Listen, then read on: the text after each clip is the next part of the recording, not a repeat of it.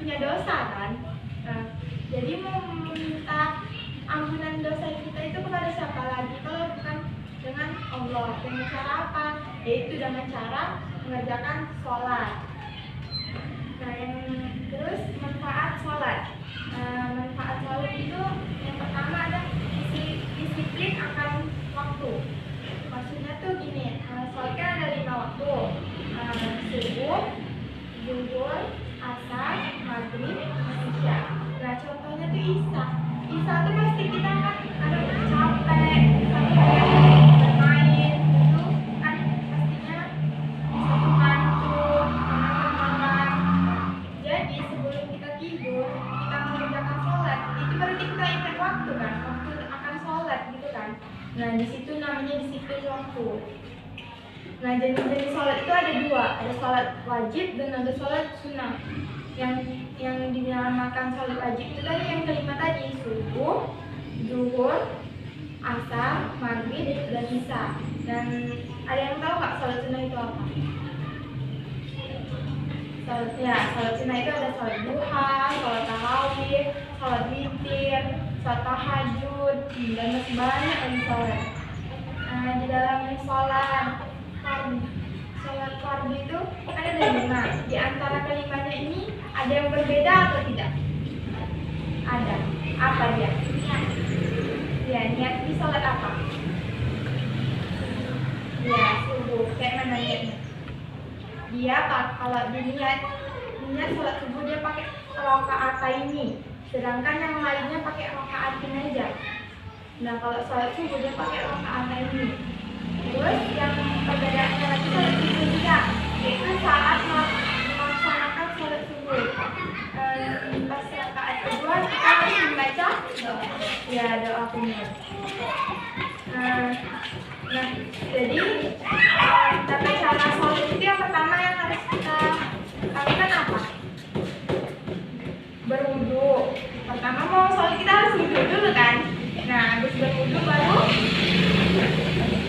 setelah tempat yang bersihkan, baru kita membaca niat. Yang kedua doa iftitah. Yang ketiga Al-Fatih, terus surah pendek, terus yang keenam baru rukuk. Nah, rukuk perempuan dan laki-laki itu berbeda. Coba abang sini coba. Abang aja sebentar aja, nggak apa-apa. Udah abang aja nggak apa-apa. Udah abang sini. Sebentar. Coba abang praktikin rukuk gini. Cepet bang, nggak apa-apa. Sebentar aja. Iya, laki-laki sama perempuan 2 orang. Cepet cakap. Nggak apa-apa.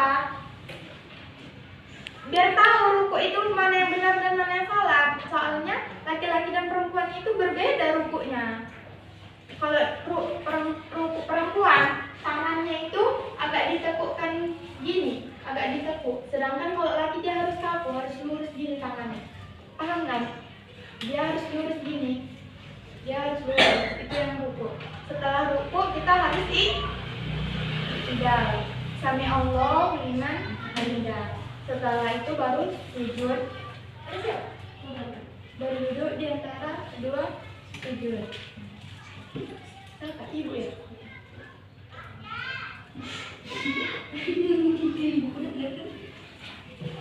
Nah, jadi mungkin itu adalah mau pulang kan? Mau cepet pulang ya? Jadi kalau punya pertanyaan nih 3 orang aja, siapa yang bisa jawab kakak kasih hadiah. Ampun.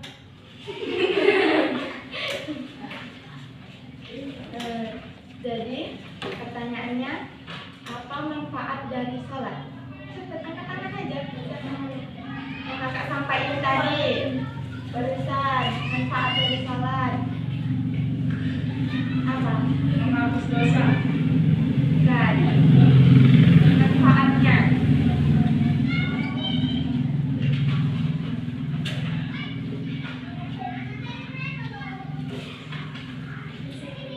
iya, benar.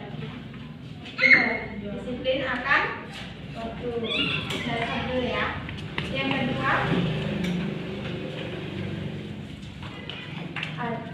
Sebutkan contoh sholat sunnah. Sholat witir, sholat tarawih, sholat tahajud, sholat duha. Iya, benar. Dan masih banyak lainnya. Ya. Satu lagi nih, terakhir. Apa perbedaan sholat waktu kan ada 5. Di antara kelimanya ada yang berbeda atau tidak? Ada. Angkat tangan. Sebutkan apa bedanya? Iya, apa bedanya? Sholat subuh bedanya itu apa?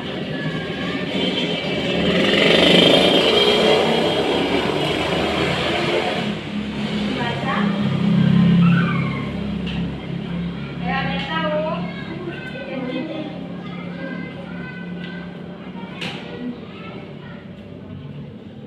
Nah, Nia, Kakak Atta ini. Terus satu lagi.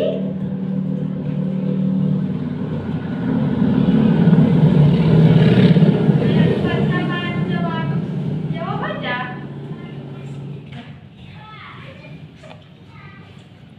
Ayo ganti yang udah jauh, jangan yang udah jauh. Apa tadi yang Kak sampaikan? Doanya berbeda. Doanya ya, sama satu lagi apa tadi? Iya. Ya, benar. Kasih tepuk tangan dulu. Oke, Dewi. Ini lagi. Yang rumus luas yang berfungsi.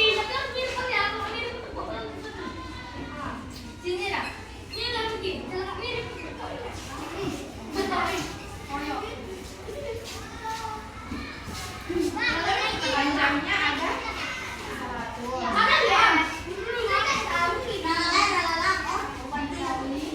Yang berikutnya ada berapa?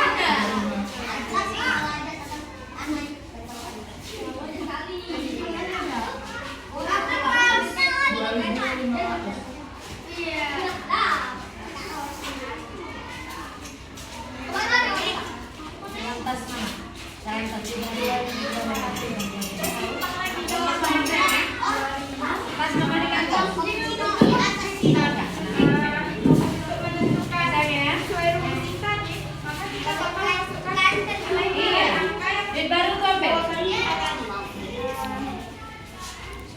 luas permukaan yang benar, pendengar masukkan luas permukaan balok yang satu tadi berapa jumlahnya? 12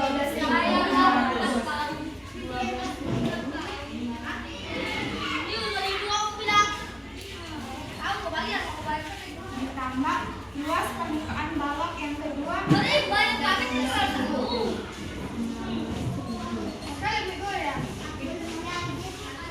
Setelah itu dikurang dikurangi dikali luas sisi yang berhimpit ada berapa?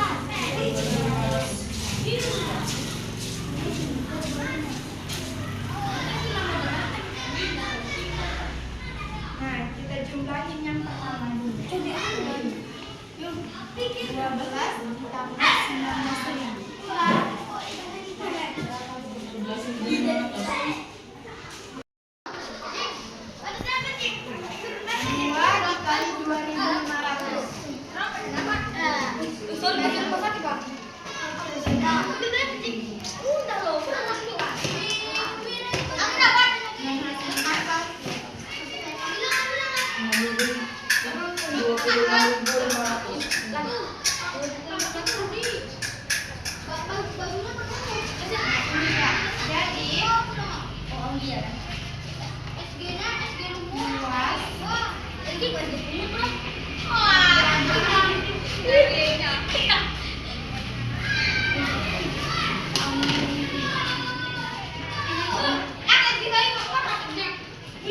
2.500. Jadi luas permukaan gabungannya adalah 2.500.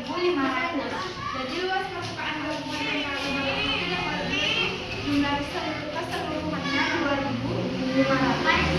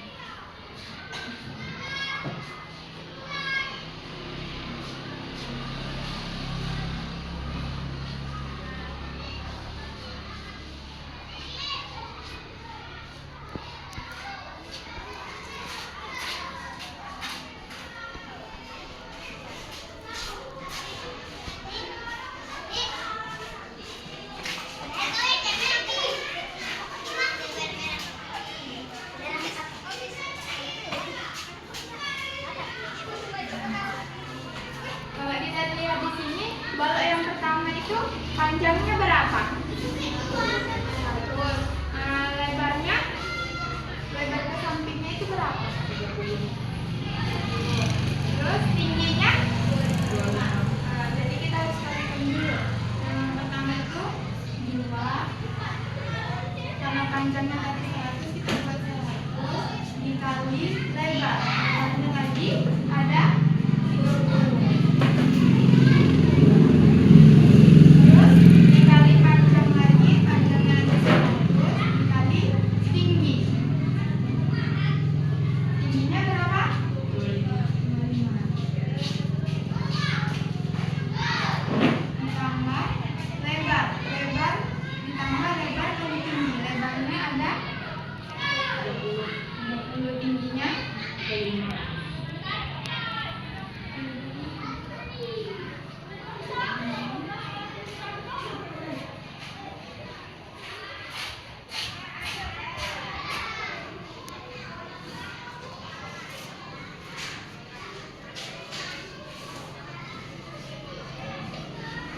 Seratus kali 30 berapa? 3.000.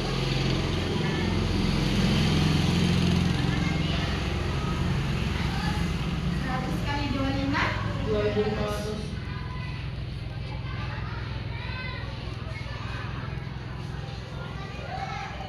30 ditambah dikali 25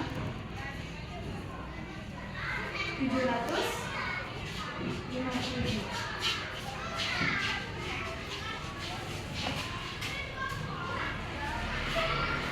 Nah, jumlahin semuanya. Kita harus jumlahin dulu semuanya. 30 ditambah 2.500. 5.500.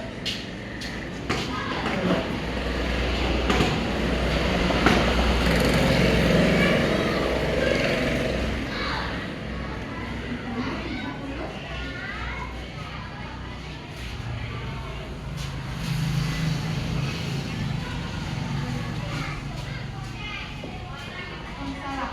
Maaf, ada kesalahan. Lebarnya?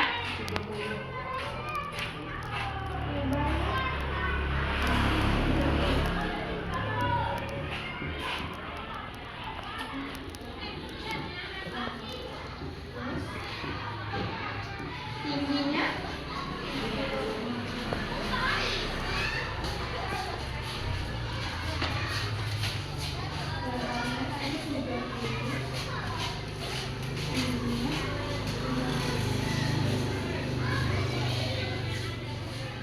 Berapa? 3.000.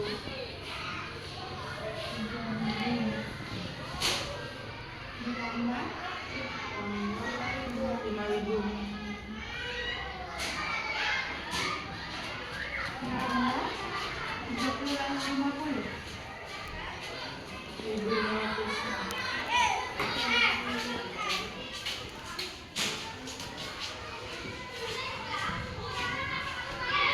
Kita jumlahin dulu semuanya. 3.000. Halo anak-anak.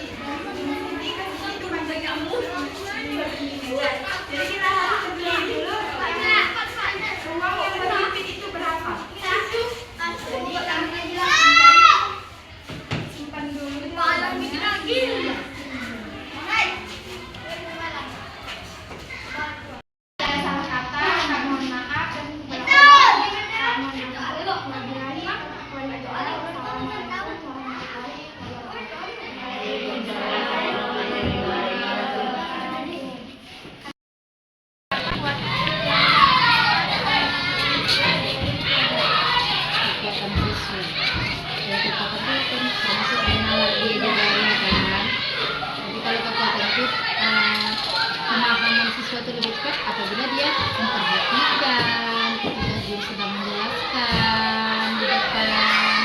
Kalau kelemahan itu kadang siswa ini banyak terlalu bermain-main juga gitu. Mainnya kurang mengerti pelajaran seperti itu ada kelemahan. Terus yang kedua, bagaimana siswa menangani masalah Siswa ketika ada masalah yang timbul ke dalam kelas biasanya siswa itu mengadu kepada guru. guru itu bersikap adil atau Jadi seorang guru itu pastinya mencari kan apa sih permasalahannya, tidak langsung menyalahkan kepada satu siswa. Gitu. Masalahnya apa?